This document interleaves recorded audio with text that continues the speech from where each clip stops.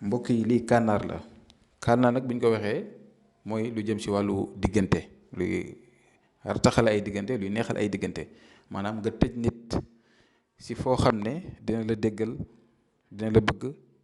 dina topp say wax te loolu bu ñu ko waxee nag mooy nga def ko ci anam bu rafet nga am jëkkër muy dox di taxawaalu bëggu la respecté wu la faaliwu la wala nga am jabar déggulu la bëggu la respecté wu la faaliwu la wala nga bëggan technique bëgg ngeen sëyi wala itam sax nga nekk sa patron joxu la bopp wala bëgg gi nga xam ne war na la ko bëgg des na kon lii ci condition yooyu nga ko mën a defee maanaam ci farata mais boo kenn def ci fi caaxaan ndax nekk na mbir moo xam ne ñun suñ koy liggéey ba liggéeyal ko nit ki ba yónnee la ko boo ko jotee dina la wax ni nga xam ne nu nga ko war a defee mais tey nag secret bi dana leen ko dévoiler waxal leen ko ngeen def ko mais toujours rek condition yi mooy na nekk ci farata bu ko kenn def ci fi caaxaan ndax ñun nekkuñ fi di leen joxe ay secret naan bu leen ko joxee nii wala naa wala nele wala pour ñu bon ñi wala nangam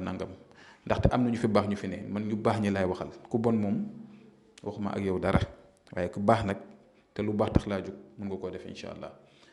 kon li ngay def mooy li ngeen gis noonu seen écran yi parce que tey mooy deuxième numéro ci semaine bi parce que fii ba une semaine dafa leen jox ay secret yu jëm ci wàllu diggante kon tey mooy deuxième numéro bi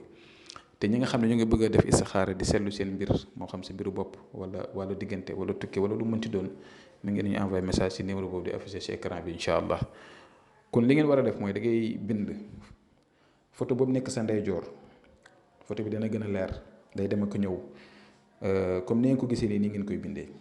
amul loo ci gis nga mi ngi noonu nii ngeen koy bindee amul yokk amul wàññi ki koy bind nag na set sell na nekk itam koo xamante ni itam ku mën a bind alxuraan day doon te loxo bi set nga bind ko ci benn kayit bu ndaw rek nga bind ko ci soo ko bindee nga lem ko nga wut kànnaar boo xam ne day bees tàq nga jël kayit bi taf ko ci kànnaar bi nga ut wëñ bu xonq wëñ bu ñuul ak wëñ bu weex nga lëmasee ko ak kànnaar bi soo koy lëmas nag da ngay ñaanale sa soxla li nga bëgg yëpp nga koy ñaanale ci kànnaar bi di lëmas dem ba pare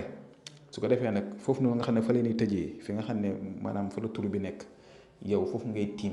nga wax boo mën a ut kaane nag tuuti kaane nga wala poobar nga def ko ci gémmiñ bi tuuti pour mu saf su ko defee nga ñaan li nga bëgg sa diggante ak kooku waxal turam wax sa tur tudd ko wax li nga bëgg soo paree nga ëf ko ci nga wax li nga soxla yëpp nga tëj rocc ci caabi yi kooku loo ko wax loolu lay def dina la bëgg dina la fonk dina la faale dina la jox cër dina la jox gëdd incha allah mbir muy yéeme la def leen ko yal na yàlla def ci tawfiq yal na yàlla def ci barke ñu ngi yem fi ba suba jàmm incha allah asalaamaaleykum wa rahmatullah wa barakaatuhu